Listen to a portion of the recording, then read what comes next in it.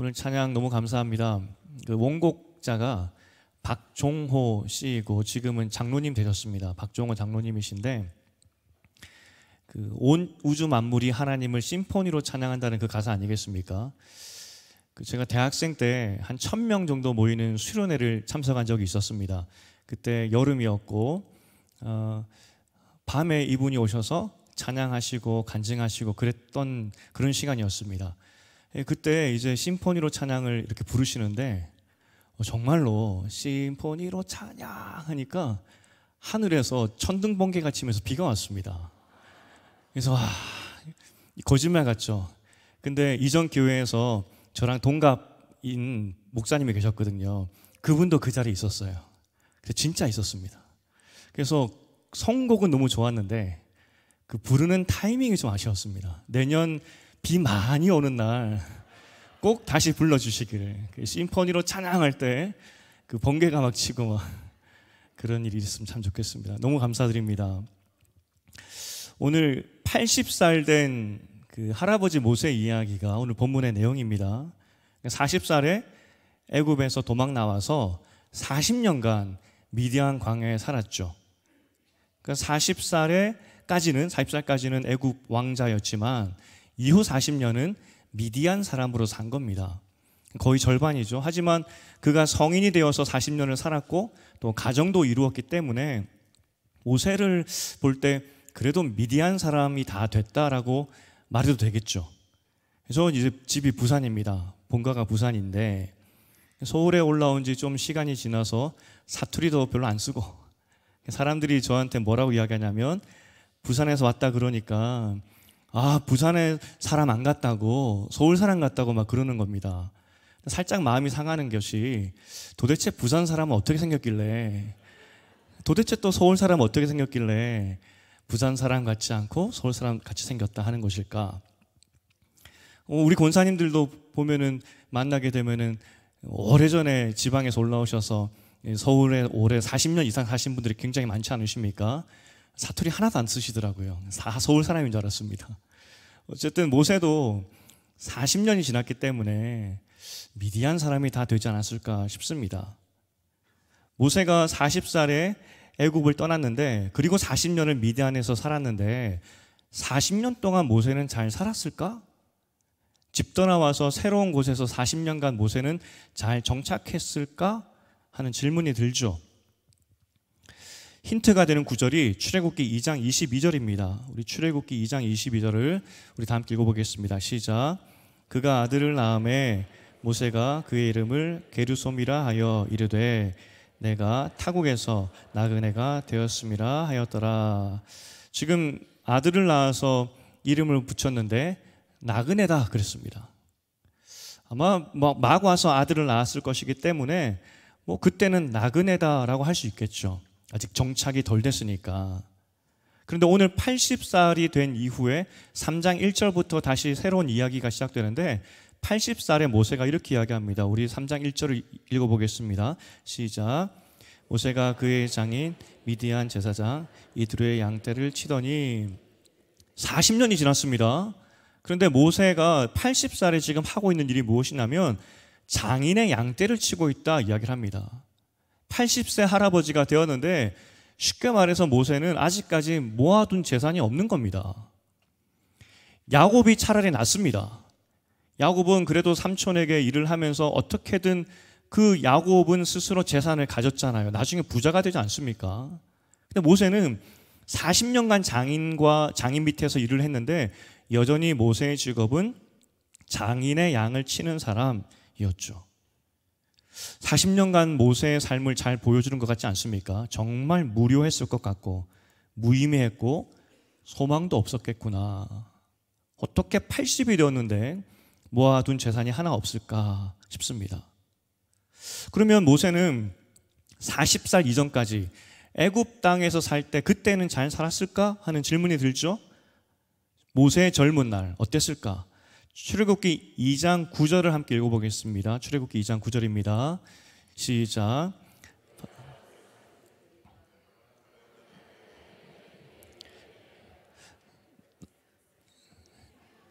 맞나요 지금? 네, 다시 읽고 시작. 내가 그 싹스를 주리라. 여인이 아기를 데려다가 젖을 먹였더니, 이 무슨 말이냐면 모세가 이제 강에서 건짐을 받았던 그때 이야기 아니겠습니까? 그때 그 모세 누나가 따라갔다가 그래서 이 유모를 구해주는 그런 장면인데, 그 유모가 참 은혜스럽게도 감사하게도 그 모세 어머니가 유모가 된 거 아니겠습니까? 생모가. 그렇지만 그 아이가 컸을 때 다시 바로의 궁전으로 돌려보냈어야 됩니다. 아마 모세가 2살이나 3살쯤 되었을 때 엄마 품을 떠나서 궁전에 들어갔을 겁니다. 많이 잡아도 5살. 그 이후로는 부모와 헤어졌겠죠. 어린 나이에 헤어졌기 때문에 모세는 이후에 완전히 애굽 사람처럼 살았을 겁니다. 엄마에 대한 기억도 없겠죠. 자신이 유대인이라는 것도 기억하지 못할 겁니다. 더구나 유대인이라는 신분이 그에게는 유리하지 않죠. 왜냐하면 유대인은 종이니까. 애굽의 바로 왕궁에 살기 위해서는 어떻게든 빨리 애굽화 되어야 됩니다. 빨리 애굽 사람처럼 살아야 되겠죠. 성경은 모세의 어린 시절 이야기 후에 바로 이제 성년이 되어서 40살, 40살에 있었던 이야기를 기록하고 있습니다. 40살에 그가 어떻게 되었을까? 어렸을 때 2~3살에 왕궁에 들어갔다가 훌쩍 뛰어서 40살에 무슨 일이 있었을까라고 했을 때 출애굽기 2장 11절에 이렇게 기록하고 있습니다. 우리 2장 11절 시작. 모세가 장성한 후에 한 번은 자기 형제들에게 나가서 그들이 고되게 노동하는 것을 보더니 어떤 애굽 사람이 한 히브리 사람 곧 자기 형제를 치는 것을 본지라 라고 말하고 있습니다. 그러니까 지금 그 종이었기 때문에, 노예였기 때문에 힘들게 히브리 사람들, 이스라엘 사람들이 고통받으면서 일을 하고 있는데, 그때 이 애굽 사람, 아마도 군인이겠죠, 채찍질하면서 일을 다그치는 겁니다. 그런데 여기서 히브리 사람 곧 자기 형제라고 이야기하고 있습니다. 모세의 정체성을 드러내는 장면인데 유대인을 모세의 형제라고 표현하고 있습니다. 모세도 내가 유대인이라는 것을 알았고 유대인이 내 형제라는 것도 알았다는 겁니다. 그래서 자기 형제를 치는 그 애굽 사람을 죽이고 모래에 감추게 되죠. 그 다음 날에 유대인들끼리 싸우고 있는 거예요. 모세가 답답하겠죠. 아니, 동포끼리 도와야지. 그래서 어찌하여 동포를 치느냐라고 모세가 2사람의 싸움을 말리니까 그때 유대인들이 뭐라고 이야기했냐면 출애굽기 2장 14절입니다. 우리 2장 14절 시작. 그가 이르되 누가 너를 우리를 다스리는 자와 재판관으로 삼았느냐? 네가 애굽 사람을 죽인 것처럼 나도 죽이려 하냐? 모세가 두려워하여 이르되 일이 탈로 되었도다, 이렇게 말하고 있습니다. 모세가 지금 반응이 뭐냐면 내가 애굽인을 죽였다는 것이 탈로 났구나, 아이고 무서워, 그렇게 됐다는 겁니다. 내가 애굽인을 너무 분하여서, 유대인을 때리는 것이 너무 분하여서 죽였는데 이것 들통났구나 하는 거죠. 그리고 나서 바로 왕의 반응이 바로 나옵니다. 우리 그 다음 절 15절인데 함께 읽어보겠습니다. 시작. 바로가 이 일을 듣고 모세를 죽이고자 하여 찾는지라 모세가 바로의 낯을 피하여 미디안 땅에 머물며 하루는 우물 곁에 앉았더라 라고 이야기합니다. 그러니까 지금 바로 왕도 모세를, 살인자 모세를 잡아다가 죽이려고 했다는 겁니다. 찾았다는 겁니다. 얼마나 그 분노가 심했던지 모세가 그냥 어디에 숨어 있을 정도, 그 정도가 아니라 나라를 도망가야 되는, 나라 밖으로 도망가야 되는, 미디안으로 도망가야 되는 그 분노, 바로가 얼마나 화가 났는지 아시겠습니까? 그런데 우리가 역사를 좀 보면은 지금 모세는 왕자 중에 한 명으로 키워졌습니다. 비록 딸이 데려온 아들이긴 하지만 그래도 지금까지 왕궁에서 살았던 왕자 중에 한 명입니다. 그러면 역사를 좀 봐도 팔은 안으로 굽는다고, 왕가 중에서 한 명이 사고를 치거나 말썽을 일으키면 덮어주고 어떻게든 처벌받지 않도록 하는 것이 그냥 역사적인 그런 내용 아니겠습니까? 더군다나 지금 바로는 절대 왕권입니다. 절대 왕권을 가진 사람의 그 집에 기름을 받았던, 그 집에 안에 있었던 왕자 한 명이 사람 한 명 죽였습니다. 그 정도는 덮을 수 있는 거 아니겠습니까? 그런데 바로 왕이 이것으로 모세를 죽이려고 합니다. 첫 번째로 유추할 수 있는 것이 바로의 왕궁 안에서 모세는 어떤 존재였을까? 아마 찬밥 신세였던 것 같다는 겁니다. 사람 한 명 죽였다고 바로 왕이 모세를 죽이려고 했습니다. 오늘 모세가 80이 되었는데 그 모세의 형이 83살입니다. 3살 차이 정도 났다 보거든요, 성경에서. 그런데 이 80살에 하나님께서 모세에 찾아오셔서 말씀을 주실 때 모세가 바로 왕에게 가기를 주저합니다. 주저하니까 하나님께서 뭐라고 말씀하셨냐면 출애굽기 4장 13절 14절을 함께 읽어보겠습니다. 시작. 모세가 이르되 오 주여 보낼 만한 자를 보내소서.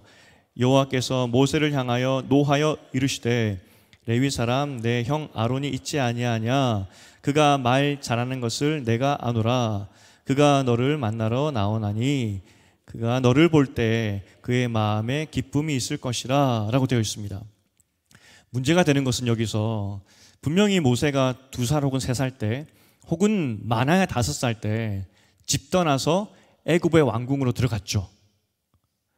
그리고 나서 지금 모세가 80이 되었으니까 최소한 75년 후에 형을 만나는 겁니다. 그런데 어떻게 아론 앞에 모세가 섰을 때 내가 당신의 동생입니다 라고 했을 때 아론이 어떻게 알아보겠습니까? 상식적으로 불가능하죠. 혹시 모세의 어머니가 살아서 증인이 되면 모를까? 2-3살 혹은 5살에 헤어져서 거의 80년이 지난 후에 형제 자매를 만났을 때 여러분 알아볼 수 있겠습니까? 여기서 두 번째로 유추할 수 있는 것이 모세가 40이 되기까지 애굽 왕궁에 사는 동안에 형제 자매들과 왕래했었구나. 그러니 40살에 헤어지고 나서 80에 다시 만났을 때에도 아론과 모세가 서로 알아봤겠구나 하는 것을 우리는 유추할 수 있습니다. 그러니 모세가 40살까지 어떻게 살았을까라고 했을 때 비록 신부는 애굽 왕자로 살았지만 그는 그 출신, 자기 정체성을 잊지 않았다는 겁니다. 사실 이름 자체가 물에서 건짐받았다 그거 아니겠습니까? 그렇기 때문에 그 유대인이라는 것이 굉장한 큰 걸림돌이었지만 물에서 죽어야 하는 사람이 왕의 명령을 깨고 바로 왕궁 안에 살았던 것이기 때문에 모든 삶의 그 모습들이 다 부정당하는, 맞지 않는 그런 인생이었지만 그럼에도 불구하고 애굽인으로 살지 않고 유대인으로 살았다는 것을 우리는 볼 수 있는 것이죠. 그러니 나중에 아론도 만나고 누나도 만나고 내가 그 모세다고 했을 때 사람들이 다 알아본 거 아니겠습니까? 어쨌든 하지만 젊었을 때 그는 굉장히 나라와 민족을 위해서 헌신된 사람이었지만 그 40살에 분노를 이기지 못하고 애굽인을 죽였고 그래서 쫓겨나게 되었습니다. 이것이 40살 때까지의 모세의 모습입니다. 여기서 우리가 한 가지 기억할 것이 하나님의 때가 있다는 것을 우리는 알아야 됩니다. 모세는 40살에 자기 민족이 고통당하는 것을 보면서 분노했습니다. 그것 때문에 쫓김을 당했죠. 그리고 40년이 지났습니다. 80이 되어서 하나님이 나타나셨습니다. 내가 너를 통하여서 이스라엘을 구원하겠다고. 모세가 속으로 생각하지 않았겠습니까? 하나님, 내 나이가 80입니다. 이제 와서 어떻게 하라는 겁니까? 차라리 내가 40살에 그 애굽 사람 때려 죽이고 바로 왕에 쫓겨서 도망갈 때 그때 나타나셔서 내가 좀 더 혈기 있고 좀 더 힘이 있을 때 여전히 애굽의 왕자로서의 어떤 사회적 신분이 있을 그때 부르시지. 40년 모아놓은 재산도 없는 허당방탕한 그런 시절을 지난 이제 80이 되었는데 왜 이제 오셨습니까? 그런 질문이 들지 않겠습니까? 근데 오늘 하나님께서 그를 부르십니다. 모세가 자꾸 거절하니까 이 옥신각신이 4장 9절까지 이어집니다. 3장인데 오늘 말씀이. 모세가 자꾸 거절하니 막대기가 지팡이가 뱀으로 변하는 것들, 손이 문둥병 걸렸다가 낫는 것들, 그런 기적들도 보여주십니다. 그럼에도 불구하고 모세가 이야기합니다. 지금은 늦은 것 같습니다. 나는 못합니다. 대화가 안 되니까 하나님이 출애굽기 4장 14절에서 이렇게 말씀하십니다. 4장 14절, 여호와께서 모세를 향하여 노하여 이르시되, 아무리 이야기를 해도, 지금이 내 때라고 이야기를 해도 모세가 이야기하는 겁니다. 늦었습니다. 하나님 때는 아닌 것 같습니다. 이제 끝났습니다. 하나님이 그렇게 말하는 모세를 향해서 노하셨다 이야기를 합니다. 우리가 성경의 이야기를 잘 알고 있습니다. 지금 80의 모세가 부름 받았는데 몇 살을 더 살죠? 40년 더 삽니다. 40년 동안 하나님의 사역을 하게 됩니다. 그리고 나서 모세오경, 그러니까 구약 성경의 5번째 책 신명기 맨 마지막 구절, 맨 마지막 구절에 모세를 평가하면서 모세 이야기가 끝납니다. 신명기 34장 10절부터 12절까지 우리 세 구절을 읽어보겠습니다. 시작. 그 후에는 이스라엘의 모세와 같은 선지자가 일어나지 못하였나니 모세는 여호와께서 대면하여 아시던 자요, 여호와께서 그를 애굽 땅에 보내사 바로와 그의 모든 신하와 그의 온 땅의 모든 이적과 기사와 모든 큰 권능과 위엄을 행하게 하심에 온 이스라엘의 목전에서 그것을 행한 자이더라. 80의 부름 받았습니다. 그리고 120살에 하나님의 부르심을 받는데 그 40년의 사역, 모세가 절대로 하지 않겠습니다, 이미 지나버렸습니다 라고 했던 그때 부름 받아서 40년 사역하고 나서 하나님의 평가가 무엇이었냐면 이 같은 선지자가 없었다는 겁니다. 모세는 늦었다 말했지만 하나님은 아니었다는 겁니다. 모세 마음에는 40살에 그때 오시지 왜 80에 오셨습니까? 하나님 때는 지났습니다라고 이야기를 했지만 하나님 말씀하십니다. 40이 아니라 80살에 부르는 이때가 나의 때이고 이게 맞다고 말씀하시는 거죠. 우리는 하나님의 때를 따라 사는 사람들입니다. 여호와는 나의 목자다고 이야기를 하죠. 목자가 계절과 상황에 맞게 인도하는 대로 따라가는 것이 양들의 모습입니다. 계절과 상황은 양이 아는 것이 아니라 목자가 알죠. 우리에게 제일 필요한 것은 내 때가 아니라 하나님의 때라는 겁니다. 하나님께서 누구보다 그 때를 잘 아시기 때문에 내 눈에는 늦었고 내 눈에는 이르다고 생각할지 모르겠지만 하나님의 때가 그 때가 맞다면 그게 정답이라는 겁니다. 혹시 이 자리에 앞이 보이지 않고 절망의 시간을 걷고 있는 분들 계십니까? 모세가 40년을 방황했듯이 지금 시간이 허망하고 그냥 흘러간 것 같은 그런 분들 계십니까? 하나님이 지금 일하셔야 할 것 같은데 침묵하고 계시다, 그렇게 생각하시는 분들 계십니까? 혹은 하나님의 때가 너무 늦어버렸다, 그렇게 생각하시는 분들 계십니까? 하나님의 때는 반드시 옵니다. 제가 지금 점쟁이처럼 좋을 때가 올 거야, 이렇게 점괘를 말하는 것이 아닙니다.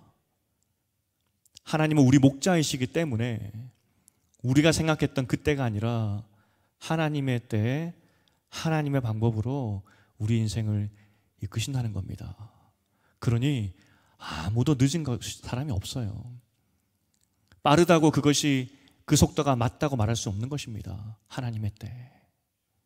오늘 이 모세의 이야기를 보면서 우리는 하나님의 때가 중요하구나, 이것을 먼저 보아야 된다는 겁니다. 시편 126편 5절과 6절을 읽어보겠습니다. 시작. 눈물을 흘리며 씨를 뿌리는 자는 기쁨으로 거두리로다. 울며 씨를 뿌리러 나가는 자는 반드시 기쁨으로 그 곡식단을 가지고 돌아오리로다.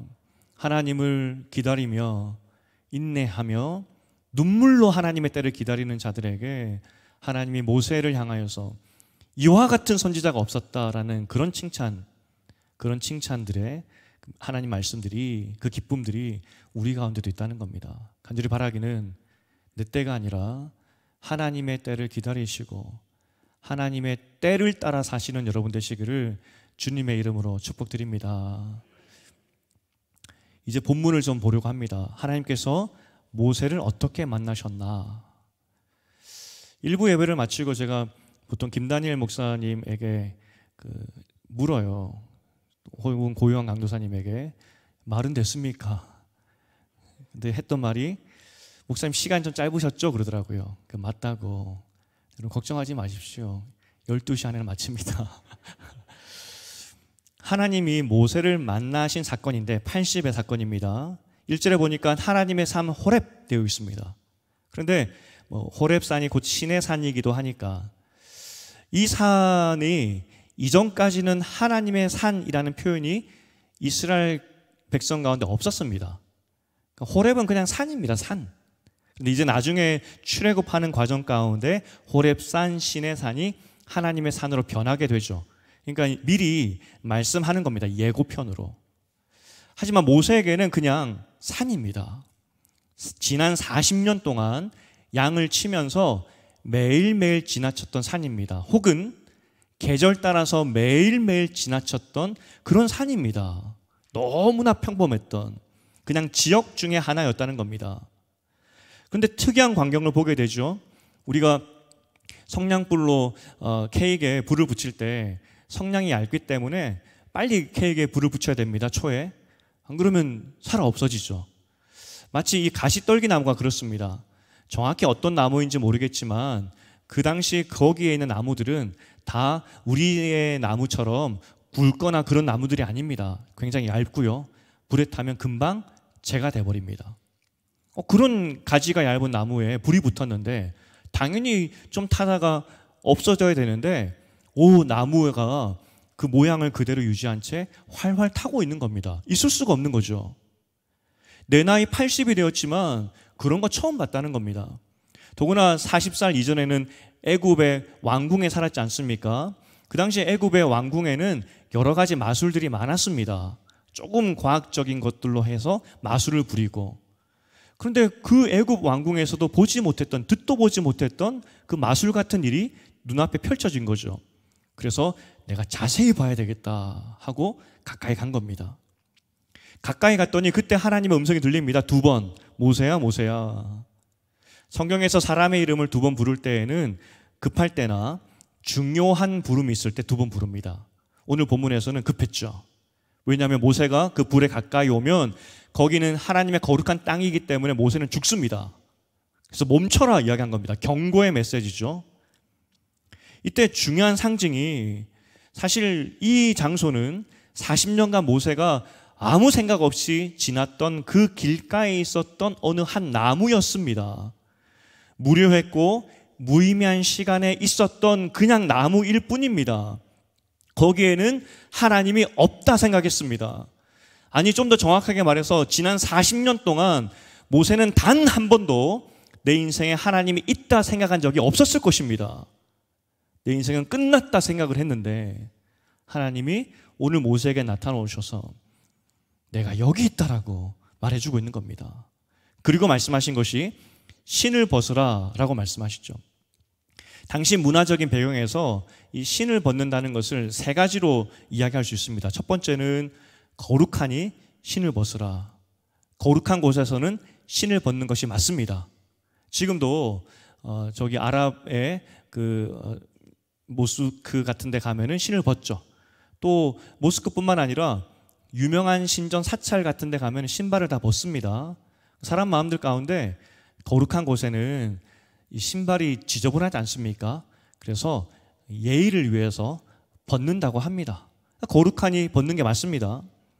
2번째는 그 당시 고대 근동 문화에서 손님이 주인에게 초대받았을 때 그 집에 들어갈 때 이 예의로 이 신발을 벗는 문화가 있었다고 합니다.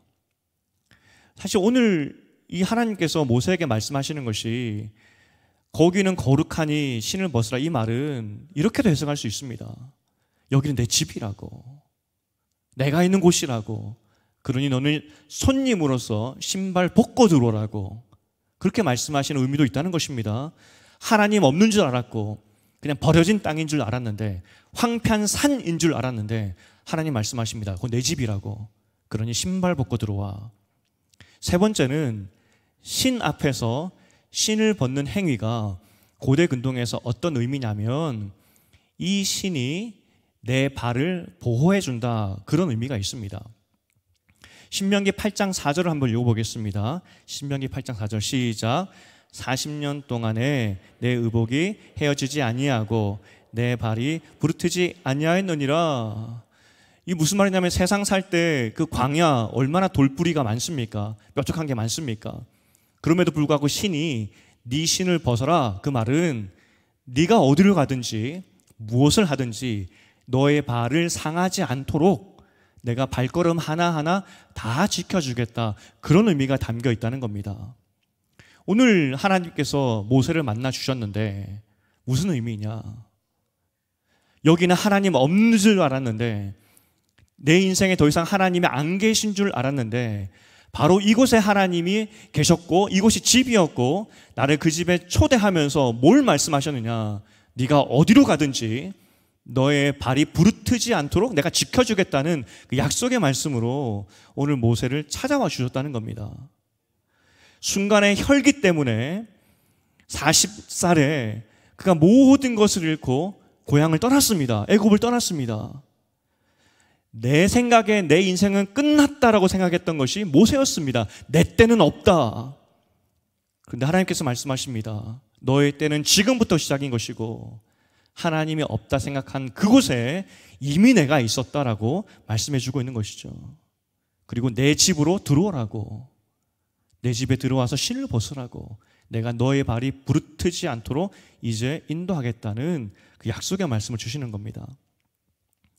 오늘 말씀의 교훈이 뭘까라고 했을 때 저는 성경의 이미지 중에서 그 빛하고 불꽃을 좋아합니다. 저만 좋아하는 것이 아니라 성경 학자들이 성경의 이미지 중에서 중요한 그 모습이 뭐냐라고 했을 때 빛과 불꽃을 많이 이야기를 합니다.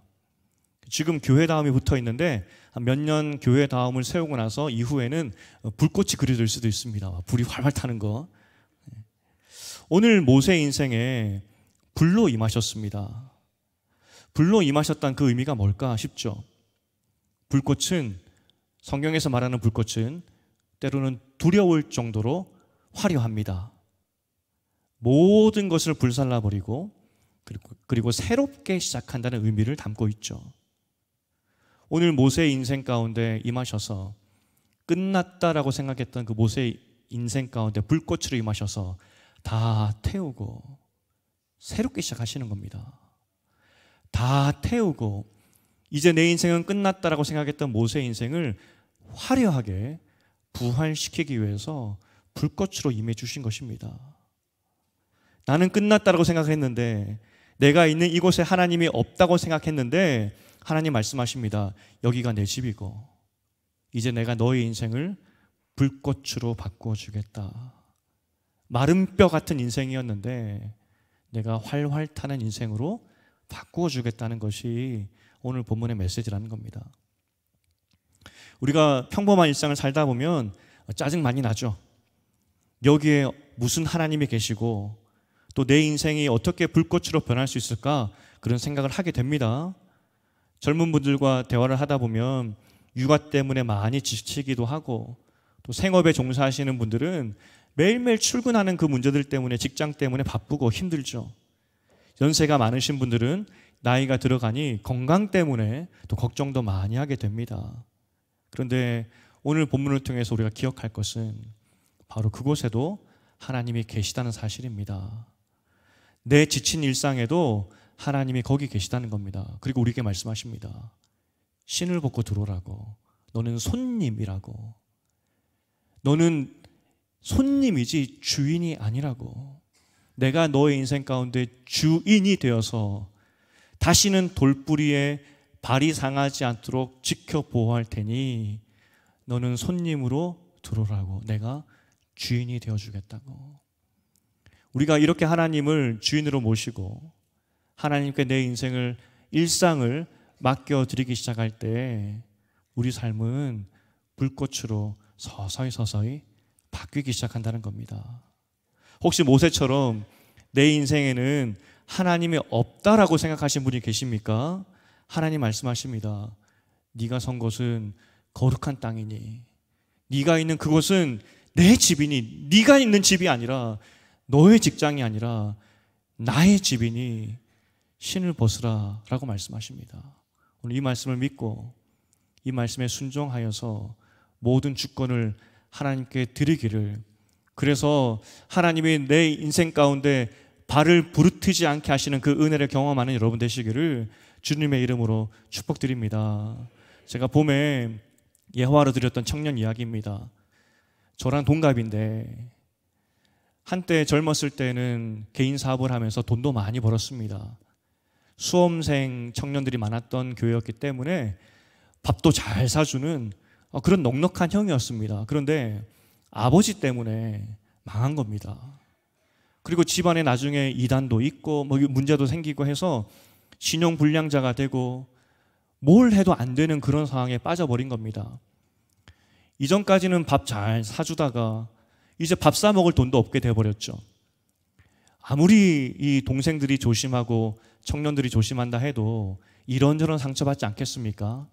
그래도 참 감사하게도 그런 상처 속에서도 그 의도치 않은 상처들 아니겠습니까? 또 견뎌내면서 교회 잘 다녔어요. 제가 그랬어요. 교회 안 떠난 게 용하다고. 그런데 올 봄에 이제 모든 빚을 탕감받았다, 다 갚았다 하면서 여기 연락 온 거 아니겠습니까? 근데 그 청년이 한참 힘들 때 어느 날 저에게 와서 소망을 받습니다 하면서 저에게 들려주는 이야기가 있었습니다.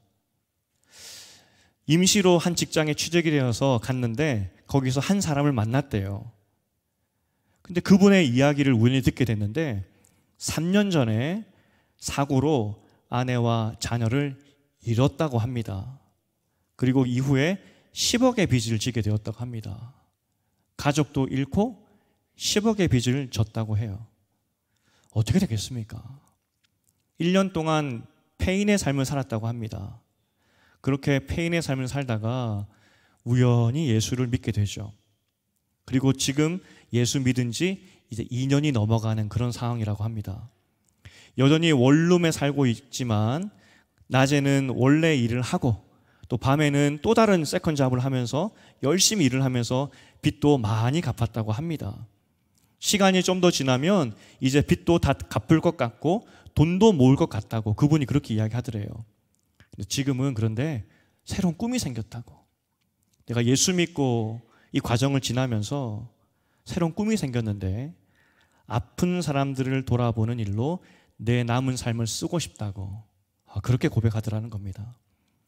그 형제가 그분을 만나고 나서 저에게 와서 이야기하는 겁니다. 목사님, 이렇게 밝은 얼굴을 가진 사람 저는 못 봤습니다. 절망이고 좌절의 상황인데 그 사람 보면서 먼저 내 처지는 아무것도 아니구나 싶었고 이제 막 신앙생활 한 사람이 저렇게 사는 것을 보면서 너무 큰 도전되었다고 희망 받습니다. 저렇게 사는 것이 맞구나 희망 받습니다. 정확히 그렇게 표현했습니다. 거룩한 불꽃으로 나와 함께하는 그 하나님, 불꽃같이 임했을 때 우리가 불꽃처럼 타올라서 이렇게 화려하게 변할 수 있다는 겁니다. 이게 하나님의 불꽃, 하나님의 집 안에 사는 사람의 모습이라는 거죠. 오늘 하나님이 우리를 초대하십니다. 하나님은 여기에도 계시고 바로 여기가 내 집이라고, 그러니 신발 벗고 들어오라고, 내가 다시는 너의 발뿌리가 부르트지 않도록 내가 도와주겠다고. 이것이 하나님이 여러분을 향한 초대입니다. 이제 말씀을 맺겠습니다. 제가 추수감사절 같은 절기 설교를 잘 하지 않습니다. 왜냐하면 본문 묵상하다 보면 결국 절기와는 다른 말씀이 묵상되기 때문에, 그래서 결국 예배는 말씀 묵상하는 대로 가는 것이구나 매번 느낍니다. 어쨌든 오늘 우리가 추수감사절로 모였는데 뭘 감사하시겠습니까? 무엇을? 한 가지밖에 없지 않습니까? 마른 뼈 같은 인생이고 하나님 없는 것 같은 인생이었는데 하나님의 집으로 나를 초대해 주시고, 내가 주인인 줄 알았는데 하나님의 집으로 나를 초대해 주시고 신발 벗으라고. 네가 신발 신고 아무리 뛰어다녀봤자 아무것도 되는 거 없는데 맨발로도 발 다치지 않도록 지켜 보호해 주시겠다고. 이 약속이 우리에게 있는 것인데 이거 감사해야 되지 않겠습니까? 어제 토요일 날 이제 설교 준비하다가 토요일 오후가 되면 교회를 한 바퀴 돌아봅니다. 예배 준비라 어떻게 되나 뭐 이렇게 좀 더 말하면 땅밟기처럼 주님 도와주시옵소서 그러면서 한 바퀴를 돌아봅니다. 근데 어제는 추수감사절이었기 때문에, 준비하는 날이었기 때문에 많은 분들이 교회에 좀 계셨어요. 그런데 만나는 분들마다 저에게 뭐라고 말씀하시냐면, 주일 준비는 다 됐으니까 목사님 빨리 들어가셔서 설교 준비하세요 그러는 겁니다. 빨리 들어가셔서 설교 준비하세요. 어떤 분은 밤새지 말고 빨리 준비하세요 라고 하면서 저를 보내는 겁니다. 얼마나 감사하고 힘이 되던지. 그리고 제가 돌아와서 제 마음 가운데 있었던 기도는, 하나님, 내일 일주일 동안 신발에 흙 묻히고 열심히 뛰다 온 사람들이, 하나님의 자녀들이 이 예배당에 들어올 텐데, 이 예배당에 들어오는 순간 여기 하나님이 계시구나. 그 하나님께 모든 신발을 벗고, 하나님, 내 인생을 맡겨드립니다. 내 힘이 아니라 하나님께서 내 힘이 되어 주시옵소서. 그렇게 기도하는 따뜻한 예배 될 수 있도록 도와주시옵소서. 그렇게 기도했습니다. 여러분, 일주일 동안 얼마나 수고하셨습니까? 여러 가지 신발을 신고 열심히 뛰어다니셨을 겁니다. 그리고 그 뛰어다니는 과정 가운데 하나님이 계시나 했던 분도 계실 수도 있습니다. 주님께서 말씀하십니다. 너는 이미 내 집에 있고 내 집에 들어왔으니 그 신발 벗으라고. 내가 이제 너 발 부르트지 않게 만들어주겠다고. 이게 우리 하나님의 초대입니다. 우리가 이 하나님의 약속이 있기 때문에 비록 80이 넘었지만 불꽃 같은 인생을 살았던 모세를 보는 겁니다. 하나님의 이 부르심의 은혜를 우리가 이 은혜에 반응하여서, 주님, 그렇습니다, 나는 주님의 집 안에 있습니다, 믿고 고백하기 시작할 때 다시 한번 우리 인생은 모세처럼 불꽃처럼 활활 타오를 줄 믿습니다. 주님과 더불어 풍성하고 주님과 더불어 여러분의 매일매일 일상이 기쁘고 행복하시기를 주님의 이름으로 축복드립니다. 우리 말씀을 생각하시면서 오 놀라운 구세주 찬양하실 텐데, 후렴에 그렇습니다. 메마른 땅을 내가 종일 걸어갑니다. 그런데 그 메마른 땅 가운데 우리가 걱정하지 않을 것은 그 땅이 하나님 집이기 때문입니다. 하나님이 우리 발을 지켜보호하시기 때문입니다. 우리 다 함께 일어나서 이 하나님 찬양하시면서 함께 감사하시겠습니다. 391장입니다.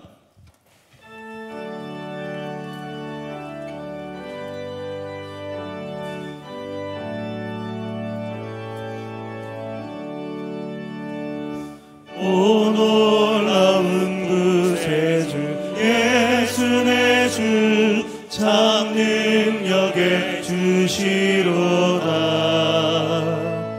금방 위 및 안전한 그곳으로 내 영혼을 숨기시네. 메마른 땅을 종일 걸어가도 나 피곤치 아니하며, 저 위험한 곳 내가 이를 때면 큰 바위에 숨기시고 주 손으로 덮으시네. 오 놀라운 구세주 예수 내 주 내 모든 짐 벗기시네. 죄악에서 날 끌어올리시며 또 나에게 힘 주시네. 메마른 땅을 종일 걸어가도 나 피곤치 않아.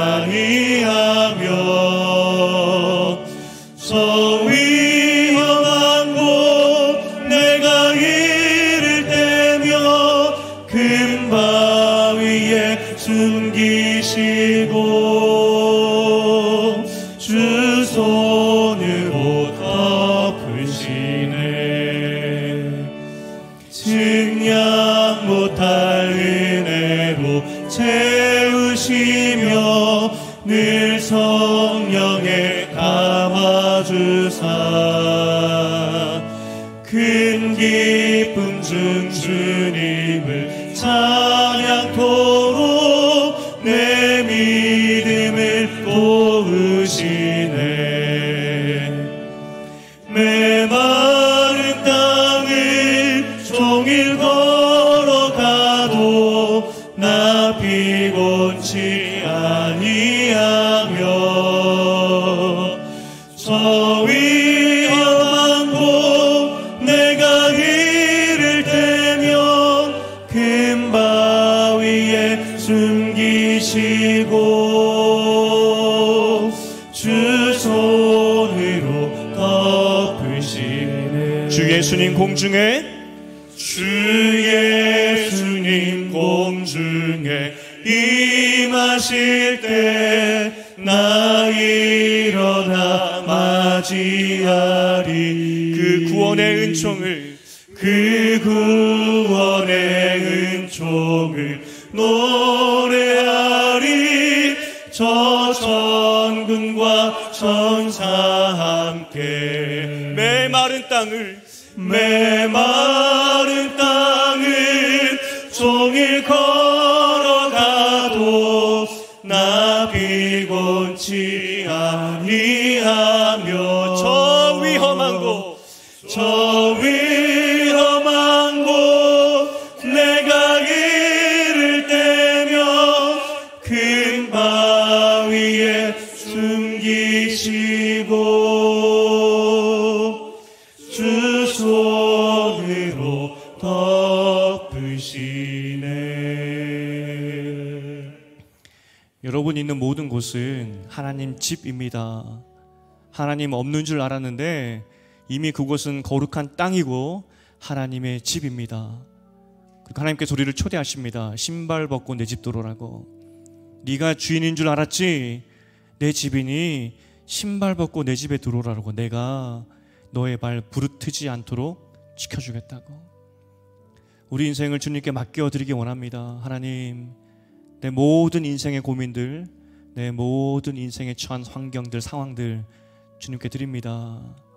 오늘 모세에게 불꽃으로 임하셨듯이 내 마른 뼈 같은 일상에도 불꽃으로 임하셔서 오늘 모세가 빛나는 삶으로 변했듯이 나도 주 안에서 하나님 주시는 그 풍성함으로 빛나는 일상으로 바꿔주시옵소서. 내 때가 아니라 하나님의 때를 인내하게 하시고 하나님의 방법을 기다리게 하시고 주인 되신 하나님께 내 모든 소유권을 이전해 드리는 내가 될 수 있도록 도와주시옵소서. 그래서 이 땅에 살아가는 동안에 불꽃 같은 인생 살할 수 있도록 주님 도와주시옵소서. 우리 주님 이름 한번 붙잡고 기도하겠습니다.